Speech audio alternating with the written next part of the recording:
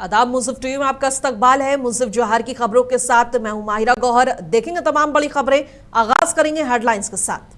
सुर्खियों को पेश करने में ताउन किया है डॉक्टर ऑर्थो ऑयल के साथ साथ डॉक्टर ऑर्थो कैप्सूल्स साथ लेना ना भूलें। मुख्यमंत्री हेमंत सोरेन ने नेमरा में परिवार संग मनाया महापर्व। परंपरागत विधि से की पूजा अर्चना।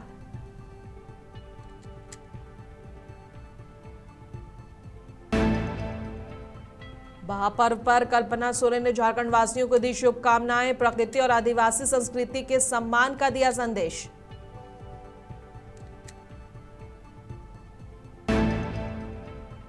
हैदराबाद में शादी समारोह में शामिल हुए सीएम हेमंत सोरेन। सूर्य विक्रमादित्य को झारखंड के नेताओं ने दी शादी की शुभकामनाएं।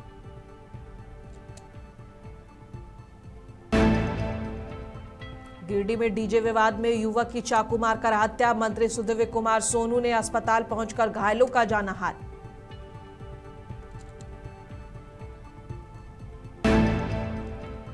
लोहरदगा में 2 दिवसीय साहित्य और फिल्म महोत्सव की होगी शुरुआत। दिखाई जाएंगी लोहरदगा मेल सहित कई खास फिल्में।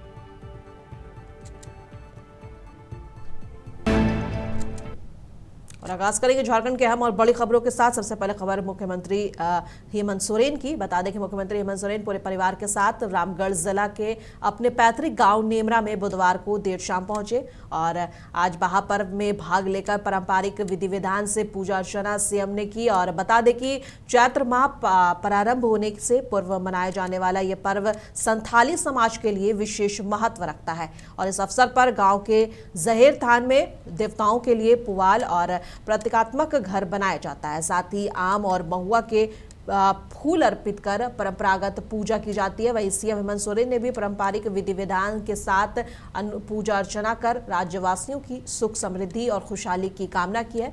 इस मौके पर सीएम ने कहा कि सभी को रमजान की बधाई और सीएम ने ये त्योहार खुशी और उल्लास के साथ बनाया। रमजान के लिए सभी लोगों को, झारखंड की जनता और देश की जनता को हमारी ओर से बहुत बहुत शुभकामनाएं। सभी आदिवासी समुदाय और हमारे हिंदू समुदाय, मुस्लिम समुदाय, सभी लोगों का त्योहार है। सभी लोगों को मेरी ओर से बहुत बहुत शुभकामनाएं। आज हम लोग भी अपनी परंपराओं के साथ आज गांव में हैं। सर, एक छोटा सा प्रश्न है। खाड़ी के देशों में युद्ध है और झारखंड के कई लोग फंसे हैं, सरकार क्या कर रही है? तो उसको तो भारत सरकार करेगी। हमने तो भारत सरकार से आग्रह भी कर लिया है। सीएम हेमंत सोरेन की पत्नी विधायक कल्पना सोरेन ने झारखंड वासियों को महापर्व की हार्दिक शुभकामनाएं दी हैं। उन्होंने कहा कि झारखंड की समृद्ध परंपरा और आदिवासी संस्कृति हमें प्रकृति के साथ संतुलन बनाकर जीने और उसका सम्मान करने और उसकी रक्षा करने की सीख देती है। ये हमारी असली पहचान है और सब बड़ी धरोहर है। कल्पना सोरेन ने कहा कि इस गौरवशाली विरासत पर हर झारखंड वासी को गर्व होना चाहिए। उन्होंने सभी से प्रकृति और संस्कृति को सहेजने का संकल्प लेने की अपील की है। और देर शाम से हेमंत सोरेन ने अपने सोशल मीडिया एक्स पर पोस्ट करते हुए बताया कि वे हैदराबाद में मल्लू भाटी विक्रमार्का के सुपुत्र सूर्य विक्रमादित्य के विवाह समारोह में शामिल हुए। इस अवसर पर उन्होंने वर वधू को हार्दिक शुभकामनाएं और आशीर्वाद दिया है। बता दें इस मौके पर झारखंड की कृषि मंत्री शिल्पी नेहा तिर्की और कांग्रेस नेता राजेश ठाकुर सहित झारखंड के कई नेता मौजूद रहे। सभी ने नए जोड़े को शादी की बधाई दी। गिरिडीह शहर के हुटी बाजार में बीती रात डीजे बजाने के विवाद में 2 पड़ोसी आपस में भिड़ गए। इस झगड़े में एक युवक की चाकू मारकर हत्या कर दी गई जबकि 3 अन्य लोग घायल हो गए। इस घटना की सूचना पर मंत्री सुदीव्य कुमार सोनू ने सदर अस्पताल जाकर घायलों का हाल चाल जाना है। एक दुर्भाग्यपूर्ण घटना में पुलिसकर्मियों के द्वारा जो नागरिकों के ऊपर लाठीचार्ज वगैरह की बात हुई है, ये मेरे संज्ञान में आया है। कल अनुमंडल पदाधिकारी को हमने भेजा था जांच के लिए और निश्चित रूप से हम लोग जांच कराकर जो भी इसमें दोषी होंगे उनके विरुद्ध। लोहरदगा जिला प्रशासन की पहल पर 2 दिवसीय साहित्य एवं फिल्म महोत्सव शुरू हो रहा है और इसके तहत डीसी लोहरदगा ने कहा है कि फिल्म महोत्सव में कुछ चुनिंदा फिल्में आतंकतुकों को देखने की मिलेगी, जिसमें लोहरदगा मेल भी शामिल है। लोहरदगा का फर्स्ट एडिशन लिटरेचर कम फिल्म फेस्टिवल जो हम लोग दिनांक 6 3/2026 और 7/3/2026 को हम लोग ऑर्गेनाइज कर रहे हैं लोहरदगा में, कलेक्ट्रेट मैदान लोहरदगा में।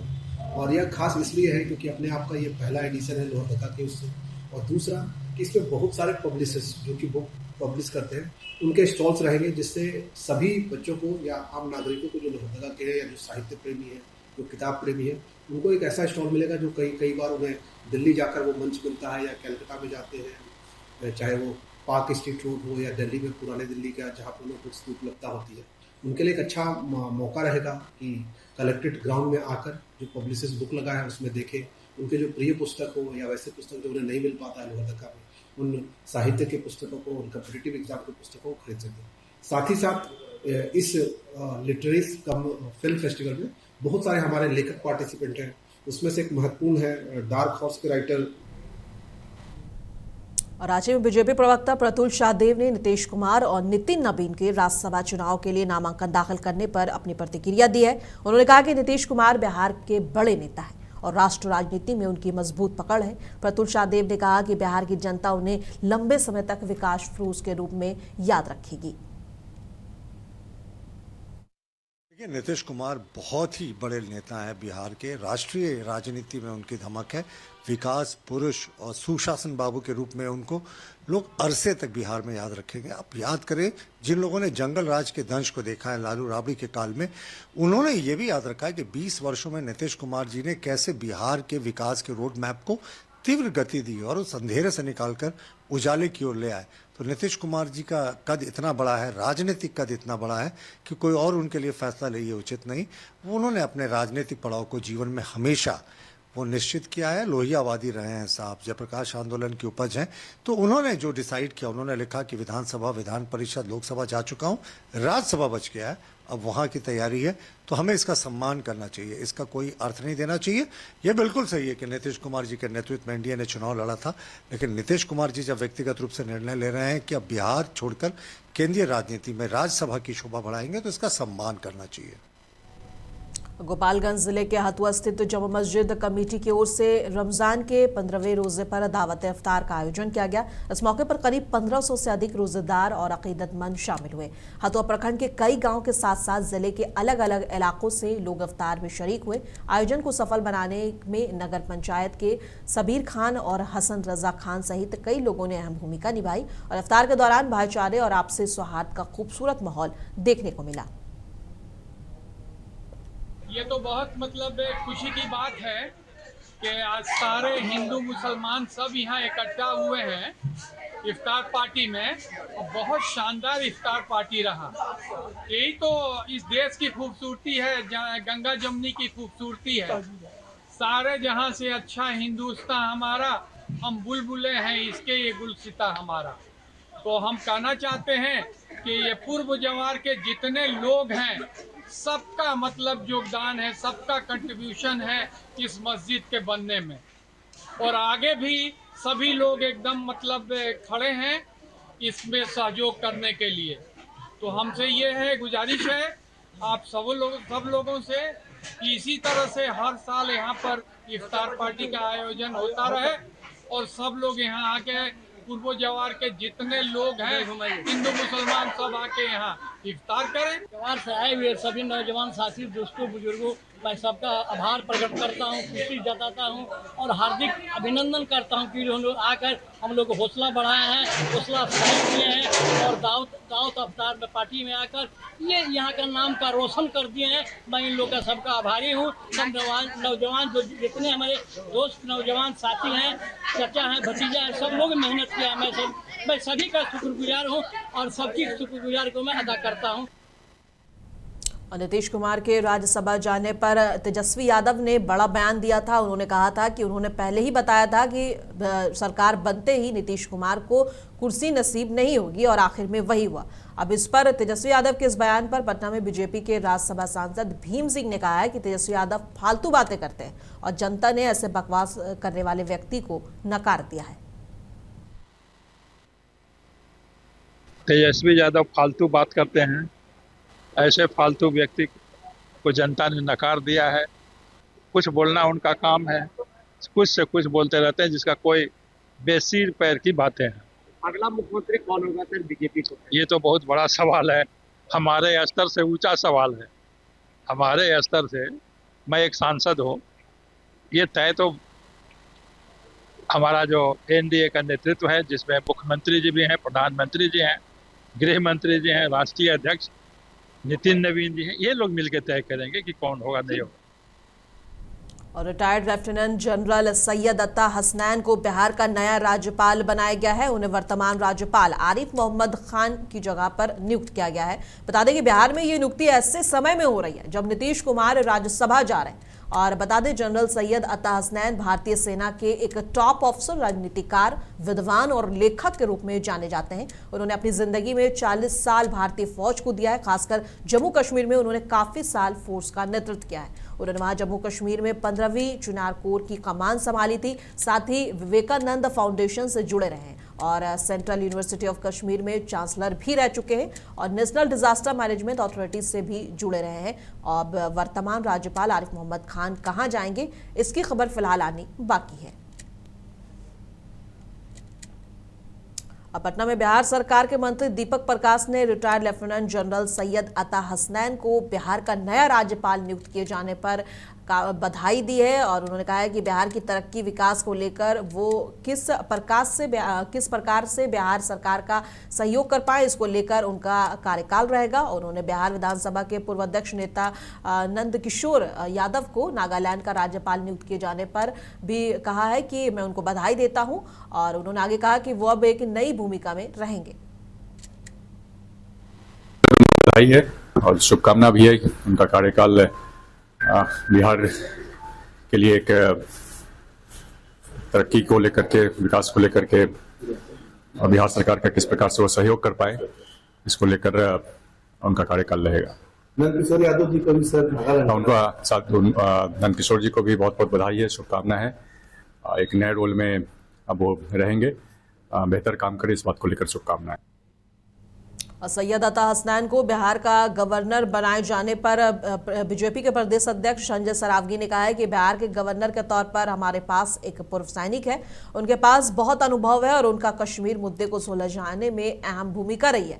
वो बिहार के लिए बहुत अच्छे साबित होंगे। साथ ही उन्होंने कहा कि बिहार विधानसभा के पूर्व अध्यक्ष नेता नंद किशोर यादव को नागालैंड का राज्यपाल नियुक्त किए जाने पर हार्दिक बधाई और अब वो नई भूमिका निभाते नजर आएंगे। मिले हैं महामहिम राज्यपाल के रूप में बिहार में और बहुत सारा ढेर सारा अनुभव उनको है। कश्मीर समस्या के निपटारे में भी उनका योगदान रहा है और बिहार के लिए भी अच्छा करेंगे। किशोर यादव को भी नागालैंड, हाँ, बहुत बहुत बधाई। बिहार के ही मिट्टी के लाल, बिहार के विधानसभा अध्यक्ष रहे, मंत्री रहे, कई अहम पदों पर रहे, भारतीय जनता पार्टी के प्रदेश के अध्यक्ष भी रहे।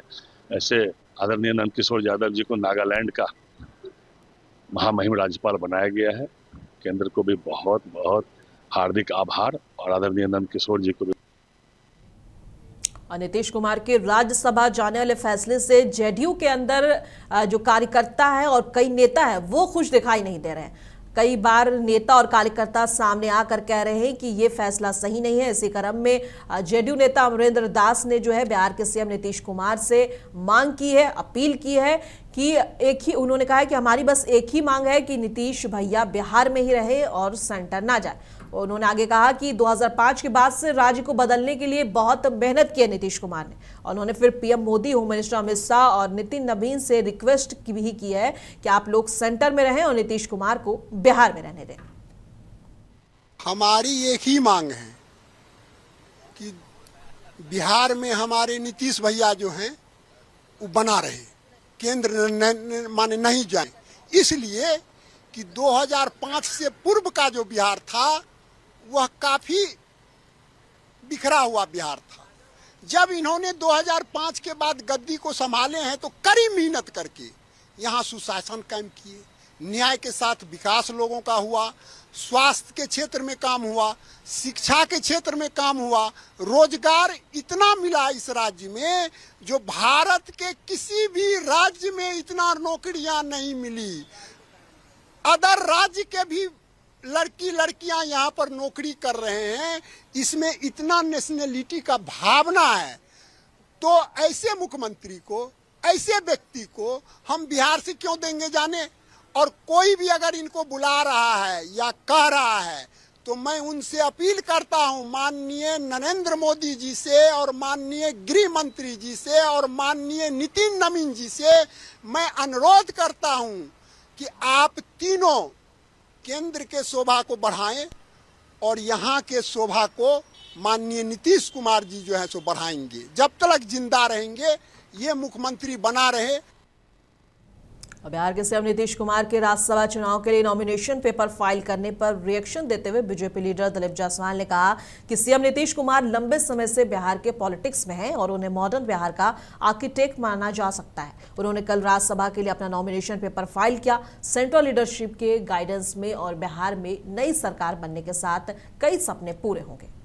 ये बिहार के लोकप्रिय मुख्यमंत्री श्री नीतीश कुमार जी लंबे समय से बिहार के राजनीति और हम ये भी कह सकते हैं आधुनिक बिहार के विश्वकर्मा के रूप में उन्होंने प्रगति यात्रा के माध्यम से, समृद्धि यात्रा के माध्यम से और विकसित बिहार के सपना को पूरा करने के लिए और कल उन्होंने राज्यसभा सदस्य के लिए नामांकन पर्चा भरा है।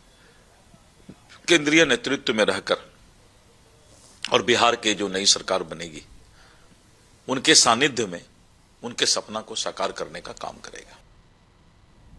अब बरेली के सिविल लाइंस स्थित मस्जिद नौमहला शरीफ में उर्स ऑफ हजरत ख्वाजा मौलाना शरीफ नसीरुद्दीन का 121वां उर्स रूहानी माहौल में संपन्न हुआ। तीसरे रोज की शुरुआत सामूहिक शायरी और फजर की नमाज के बाद कुरान की तिलावत से हुई। अकीदतमंदों ने मज़ार पर गुलपोशी और चादरपोशी कर दुआएं मांगी और सज्जाद नशीं ख्वाजा सुल्तान अहमद नासिरी ने मुल्क में अमन, चैन, तरक्की और भाईचारे के लिए खास दुआ की। शाम को महफिल समा और रंग शरीफ की महफिल भी सजी, जिससे बड़ी संख्या में रोजेदार और अकीदतमंदों ने शिरकत की। 15 रमजान का मौका है और से नाज़री का समापन हुआ है। सभी रोजदारों ने जो है बड़ी संख्या में यहाँ रोज़ा अख्तियार भी किया। अमन और भाईचारे के लिए ख़ास तौर से खुसूसी दुआ की गई। सज्जादा नशीन से सभी ने मुलाकात की और उनकी दुआएं भी हासिल की। सभी लोगों ने मज़ार शरीफ पे गुलपोशी और चादरपोशी की रस्म अदा की। अपने दिल में जो खास दुआएं लाए थे वो कहकर जो है यहाँ से रुखसत हो गए। अस्सलाम वालेकुम, मैं वर्दा अली। आज हमने दरगाह पर हाजिरी और हजरत नासिर मियाँ जैसे अजीम बुजुर्ग वली को वसीला बनाकर दुआ मांगी कि या अल्लाह दुनिया भर में अमन और चैन बरकरार कर और युद्ध को विराम फरमा, मजलूमों की मदद फरमा, उनके दिलों को सुकून दे, जालिमों के इरादों को नाकाम कर दे। या अल्लाह अमन और चैन नाजिल फरमा, खून खराबा बंद करवा दे और सबको हिदायत। जंग केवल बेगुनाहों का खून बहाती रही है। जंग कभी भी किसी मसले का हल नहीं बनी, बल्कि हर पहलू में नुकसानदायक होती रही है। आज जिस तरह से मिसाइलों को इंसानी जनों पर गिराया जा रहा है, ये सब देखकर दिल को बेचैनी होती है। अल्लाह दुनिया भर के लोगों को हिदायत फरमाए और ज़रूरतमंदों की मदद करे, दहशतगर्दी का खात्मा फरमाए। अल्लाह हम सबको अमन की राह पर चलाए और दुनिया को इस फसाद से दूर कर दे। अल्लाहुम्मा। जालौन के कोश क्षेत्र से एक पारिवारिक विवाद का मामला सामने आया है। यहां आजाद नगर निवासी साहिबा ने अपने पति और ससुराल पक्ष पर मारपीट और रास्ता रोककर धमकाने का आरोप लगाया है। पीड़िता का कहना है कि वे 5 मार्च को मां के साथ पेपर देने जा रही थी, तभी रास्ते में उसे रोका गया और मारपीट की गई। महिला ने डायल 112 पर कॉल कर मदद मांगी। फिलहाल पुलिस ने शिकायत लेकर जाँच शुरू कर दी है। क्या मामला हो गया जो कोतवाली आना पड़ा? सर मैं एग्जाम के लिए जा रही थी तो काहे का एग्जाम? टेक्नीशियन का। रेलवे में? रेलवे में। अच्छा, फिर?